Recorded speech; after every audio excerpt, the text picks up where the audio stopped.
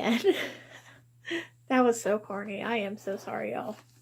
Anyway, I decided I was going to do a second video because I had another haul. This time it wasn't all my fault. It was actually a lot of these books I actually got for my birthday. My husband got me a bunch of books for my birthday because, well, he knows me and he knows that I like books. And then I'm going to have him on the show one of these days. I'll have to work that out. Let me see what I can do about that. Um, and then, of course, my parents got me some books. I had some friends get me some books. And then, of course, I had a couple of stragglers I ordered on, I want to say Amazon Marketplace, if I remember correctly. Um, no, Better World Books. I ordered from them. I had a couple stragglers that came in during my birthday that I just decided to throw into this haul. So, yeah, I got a big sack full of books. So let's just go ahead and jump into those books, shall we? So they're all mixed up because I wasn't thinking straight. But the first book I got was actually from one of my friends, and that book is The Sun is Also a Star by Nicola Yoon. A lot of people have been talking about this book, and I believe my friend just kind of heard me mention it that I wanted to read it at some point. And I know that Tamara also had talked about possibly making it a book club read at some point as well. So that was kind of buzzing in my head. And it turned out that my friend picked me up a copy of this book. So I am so excited about reading it. A lot of people have been reviewing it, and it just sounds so good. The next book that I got was from my husband, and it's kind of a joke, but I'm like really excited about it. It's by Violet Ramus Style or Steele, maybe Steele. Life with My Dad, Harold Ramis, Ghostbusters' daughter. So, yes, yes, I am excited about this. I geeked out so hardcore. My husband bought this for me as a joke, um, because I have like, well, I had, unfortunately, God rest his soul. Um, I had a huge crush on Harold Ramis ever since I was a little girl, and my dad made me watch Ghostbusters. I was like absolutely in love with Harold Ramis and his character. And I just love his work in general. He was such an amazing, amazing director, writer, producer, actor, you name it, he was it. So my husband got me this book because he knew how much I loved Harold Ramis, and I didn't even realize that his daughter had written a book about him. Had wrote a book about him. Oh my goodness, I'm starting to sound like the people that I talk to on the phones sometimes. But anyways, I'm really excited about reading this book. It talks a lot about Violet's childhood with her dad, up to his very untimely death. So, yeah, I'm excited. I can't wait to read it. That was my big, big surprise for my husband. So, the next book that I got, let's see. I'm trying to get the ones that I purchased myself because I got some like birthday money as well. This is one of the ones that I purchased for myself. Because my parents gave me some cash as well.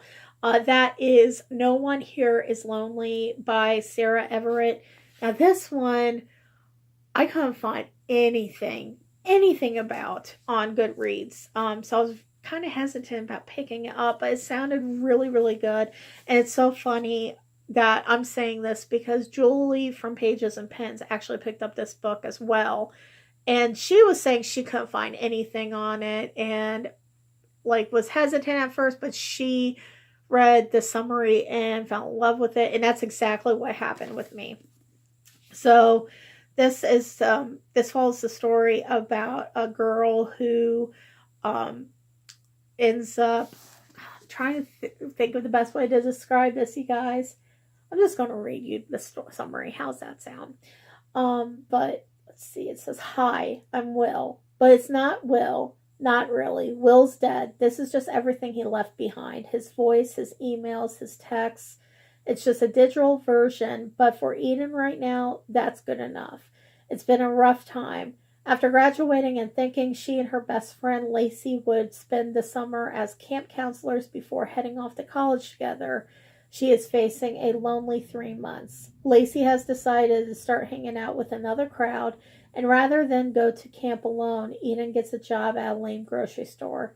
At the same time, she's worried her family is falling apart. So, if Digital Will can listen to her problems, who is she to turn him down? As she is drawn deeper into her connection with Will, she fails to realize what is happening in her real life.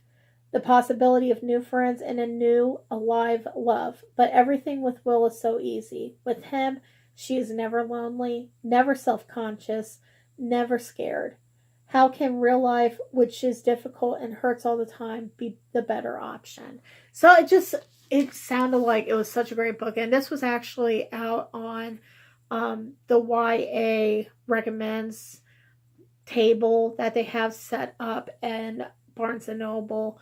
And like I said, I picked this up, and when I'm at Barnes and Noble, I usually have my phone right beside me, so I'll scan the book and see what Goodreads has to say about it. If I don't really know much about it, or if I haven't heard much hype about it, and there was like nothing on this. So just the fact that Julie had did the same thing, I believe she was at Barnes and Noble too. She did the same thing, and she couldn't find nothing on it. I was just like, okay, whatever. I'm going to give it a shot. And then she did the same thing too. So it sounds really good. I'm really excited about it. Okay, and the next book that I picked up, and these are books that I picked up like through the marketplace. That way I could save some change here and there. Was All the Light We Cannot See by Anthony Doerr. I hope I said their name right. This one is something that I picked up because I believe it was Cindy from Sydney Reads was talking about this book, and she's a tough sell on books. She is very, very detailed about what kind of books she likes.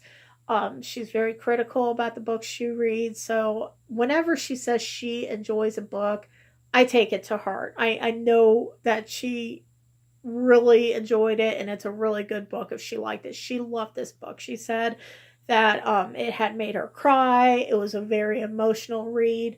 So naturally, I had to pick it up as soon as she said it. And it talks about this girl who is blind in World War II. I believe she's in Poland, if I remember correctly. And of course, we know when you had a disability during that time frame and you lived in Poland or Germany, that it was likely that you would be sent to a concentration camp, because that was one of the groups that Hitler had problems with, unfortunately enough. So we follow her story about survival, and of course we also follow the story of a young man who is basically considered the perfect Hitler Youth kind of person. I don't know too much details about it other than those few pieces of information. So if I'm misinterpreting one thing, please forgive me. I am so excited about this book, though. It looks like it was actually a winner of the Pulitzer Prize. It was a #1 New York Times bestseller. I believe it's been out for a while. I don't know how it got under my radar, but thankfully I'm going to be reading it here very soon. So, and then of course the other book that I ended up picking up is a national bestseller, Room by Emma Donoghue. Did I say that right, you guys? Yes. And this was actually best book of the year at one point. And this follows the story of a 5-year-old boy by the name of Jack, and he basically, his whole life is in this one single room. His mother and him, I believe, are held hostage. And they have to come up with ways of survival. Now, if you guys are familiar, if you follow true crime cases at all, this one kind of hit home for me because we had the Cleveland the situation in Cleveland a few years ago where uh, a man had abducted, I believe, three young women in their teens and kept them locked up in his house. Had a child with one of them, brutally raped and beat the other two. It was a very tragic story. Amanda Berry was actually one of the girls that was a victim in this case, and Michelle Knight, who has a couple books out there that I've read that are just incredible and very harrowing. And it's just painful to imagine what those poor women had gone through. But they've come so far now, especially Amanda Berry. I believe she does a true crime segment on the news for missing people up in Cleveland. So they're all very inspirational to me. That kind of struck me in this this book when I was reading the summary, and I thought I really need to pick this up and read it. It might be painful, might be a little too much, but we'll see. We'll see. The next book that I picked up for myself is actually Illuminae. I can't speak. Illuminae? That book. This book right here. Oh my gosh, Hope. Gotta learn how to talk. This book has been getting so much hype on Twitter in particular. Every time I get onto Twitter, I believe Tamara has tweeted about this book. There's a few other people that are on my Twitter feed that have been talking about this book nonstop. And one person, it was like today, I believe, one person's like, oh my God, the feels. So I'm like, okay, I guess I need to pick up this book as well. So I ran out, got a copy of this book, really excited about it. If I could just say the name of it right, that'd be awesome. But yeah, we're just going to go with that. The next couple books that I got were from my parents. One's super funny, but I'll save that one for a moment. But this first book is Been So Long by Jorma, oh gosh, Kaukonen. He is actually a musician that worked with like Jefferson Airplane. I believe he worked with Janis Joplin in the 60s. So my parents got me this because I love, also you guys have noticed lately, I've been loving On the Memoirs like crazy. I love anything about the 60s, especially the music. But most especially, the reason why they picked this up is the author actually went to the same college I went to. So he talks about his time at that college and his experiences in the 60s. That was like the heyday of the college. A lot of really awesome things was going on at that school at that time. So, yeah, so they picked that up for me. And then they picked this up for me as well, and it's called Butcher Baker, The True Account of an Alaskan Serial Killer. Um, my dad knows I'm really into true crime, and so does my mom. And the reason why they picked this up is we were watching, gosh, when was it? I want to say it was a couple weeks ago. We were watching a movie with John Cusack in it and Nicolas Cage, and I think it's in Frozen Ground or On Frozen Ground or The Frozen Ground. Oh my God, I can't remember. But anyways, it was based on the life of this serial killer and how how the cops basically found out it was him. He was a baker. He had a wife. He had two kids. He just appeared very vanilla. Not the kind of guy at all that would go on a very big killing spree, but he would take these women, most of them were prostitutes or exotic dancers. He would take them out into the woods after abducting them and raping them and just doing vile, disgusting things with them and actually hunt them. He would tell them to run in the woods and he would hunt them like they were deer or animals. Very intense, a very intense case. And I just found it really just crazy how they were able to catch up with him. So I made a mention to, I think it was my mom, that'd be interesting to read that case and kind of pick it apart and see how they got, from point A to point B and finding him. And they ended up picking this book up for me. So the last one is kind of a funny one that my mom picked up, and that is The Pretty Witch. This is a vintage, obviously. It's a vintage Harley Quinn. I want to say it was, what year did I find in here? Does it have a year? It has to have a year. It just has to, guys. 1971. So it's an old mofo. But the back it's hilarious. The summary is, when Nigel Fromm got Isabel Hendricks the job of secretary to his half-brother Lucifer Benetti, it was with the idea that he would thus be able to see a lot more of her. But Lucifer resembled his satanic namesake in more ways than one. Wasn't Nigel taking rather a risk? It's probably going to be horrible, but I'm so excited because it sounds campy as hell. So yes, that was a good one, Mom. Good job.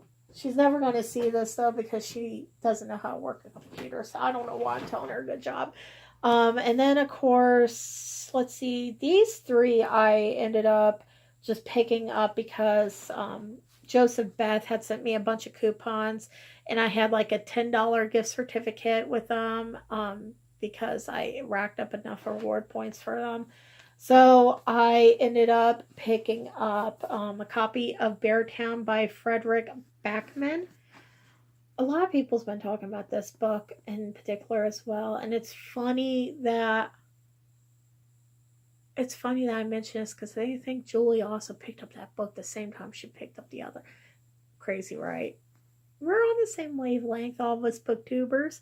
But this one sounds really interesting. It's about a town that has a very good hockey team, and they're getting ready, I believe, to go off to the national championships.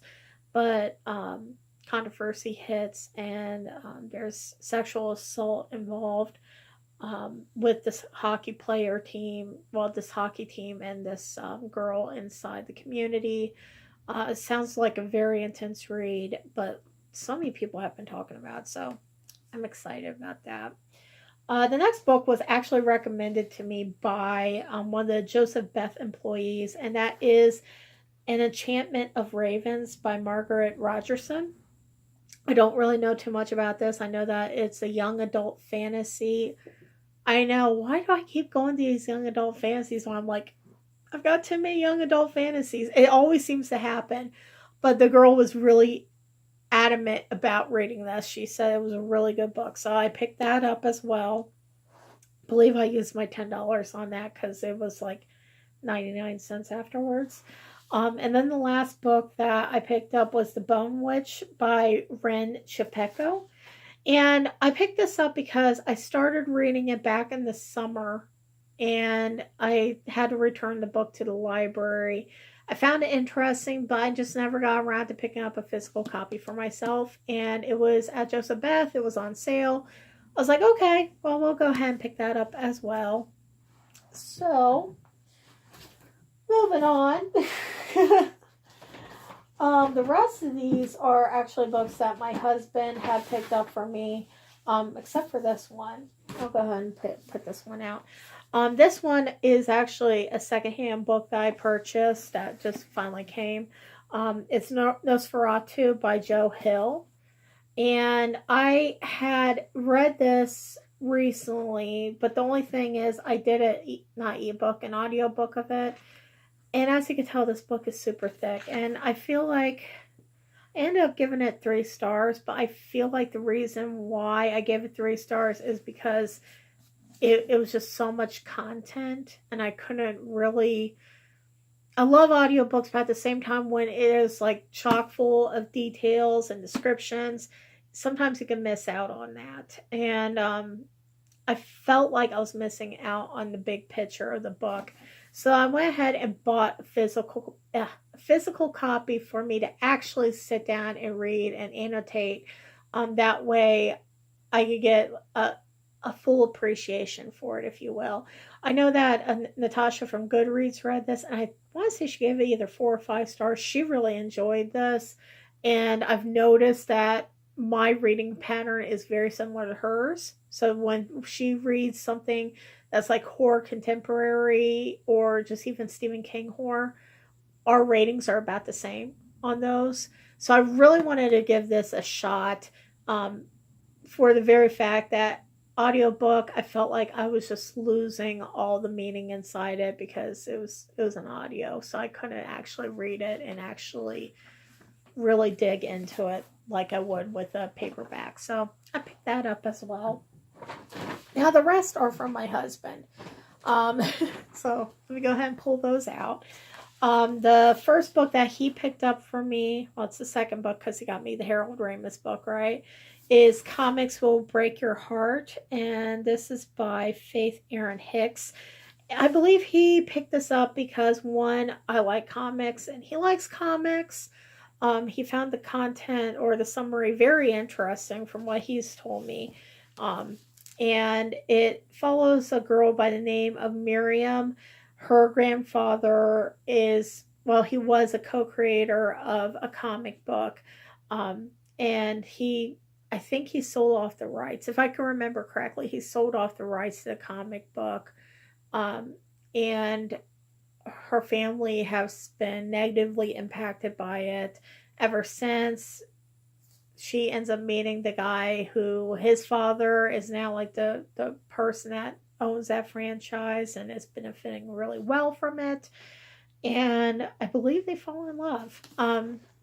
That's just kind of a quick summary of it, but it is a really cool cover, and I love the back of it with that comic book detail in there. So I'm super stoked about it. I believe this was just released, and it might have came up. I want to say it came up maybe in our Amazon recommends, because we share the same Amazon account from time to time. So you probably saw that and thought immediately that I would read it, and I think he's right. So I'm excited about it. The next book he picked up for me was Dream House by Marzia. These are really rough names. Bisonen? Bisonen? Bisonen? We'll just show it. And he said that he picked this up for me because he saw me looking at the hardback one day in the bookstore. So I don't know when that was. But he went home and he looked it up and he was able to find it. And from what I can remember, it's supposed to be like a thriller horror for young adults. Basically, this girl ends up staying the night in this home, and she stays with this couple, and all of a sudden the couple is gone and they're nowhere to be found. So she's trying to figure out the mystery between them leaving and some of the things that goes on inside this house or went on in the house. Looks like it's going to be an interesting and quick read. It's literally that thin. So we'll see. We'll see if it's any good.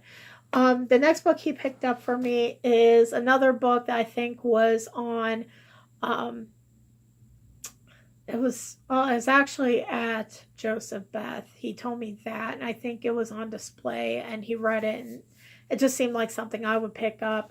That is All Is Fair by Dee Gerritsen. It's a fairly new release book, I believe, and it's an autographed copy. He made sure to give me an autographed copy because he knew how geeky I am. But this is following the story of a girl named Mina. She is basically in, it's not boarding school, it's like, oh, what did they call it back then, you guys? Oh, it was boarding school, but it was like prepping school for young ladies, prep school for young ladies. And she's learning about table settings and manners and stuff, and she doesn't like that. She wants to do something more beneficial, and this is during World War I, and she ends up somehow getting in her hands a telegraph that is in code, and she becomes infatuated with code breaking. There's a little bit of romance from what I've heard about this book. I haven't heard too much.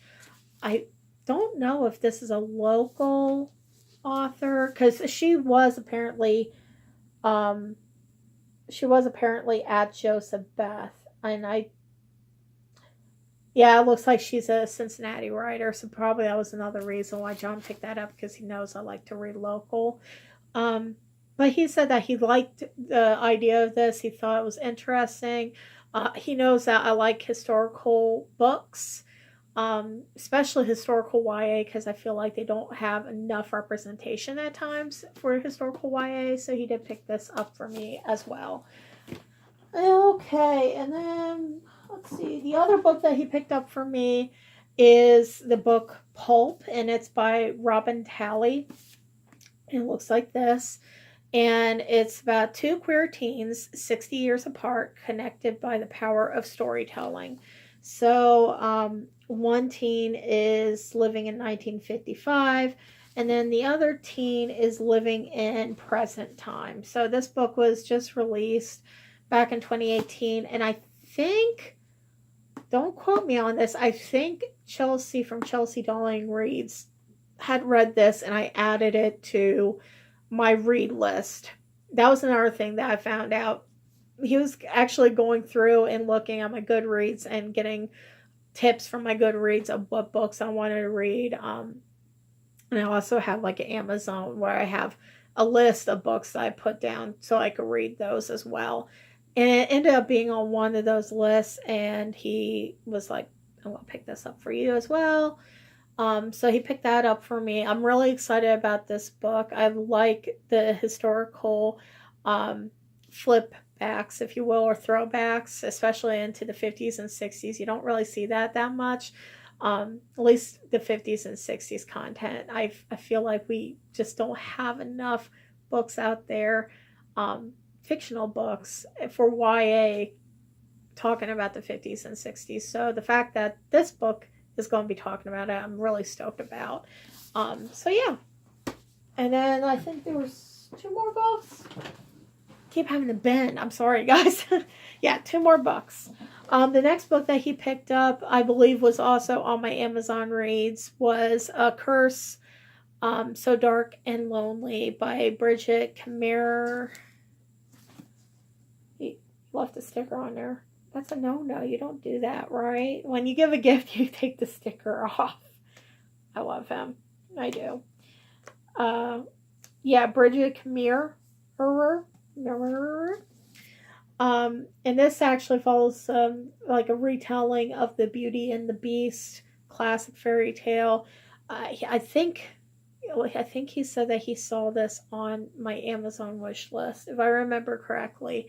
But also he knows that I love anything fairy tale related. I am a huge sucker for Disney. I'm a huge sucker for Grimm's fairy tales, anything like that. And he read the summary and he decided he was going to pick it up for me. And then like the last book he picked up was just on a whim. He heard a lot of people talking about it. And that book is The Library Book by Susan Orlean. And she's the same author of The Orchid Thief, which was another book that I really enjoyed a long time ago when it first came out. So this book is like a love story to the institution of the local library. This talks about a library out in Los Angeles that was unfortunately the victim of arson. So it's got a little bit of the true crime mystery genre going in on there, but it also talks a little bit about the history of this library and the impact it had made on the community. So yeah, I'm so excited about all these books. I actually was tickled pink that I got as many books as I did for my birthday. Granted, some of them I purchased myself, but whatever. I'm still counting it as my birthday, whatever. But yeah, if you guys have read any of these books at all, or any of these books intrigue you and you're dying to find out more, definitely go ahead and leave me a note below, or a comment below. That way I could possibly talk about it in a future video. I plan on talking about some of them at some point, I'm sure. Of course, if you've read them, I'd love to hear your thoughts on those as well. But other than that, thank you so much for tuning in for another video. I think that's all for tonight. I'm pretty tired. But yeah, thank you so much for tuning in once again, and I will see you lovely folks later. Bye.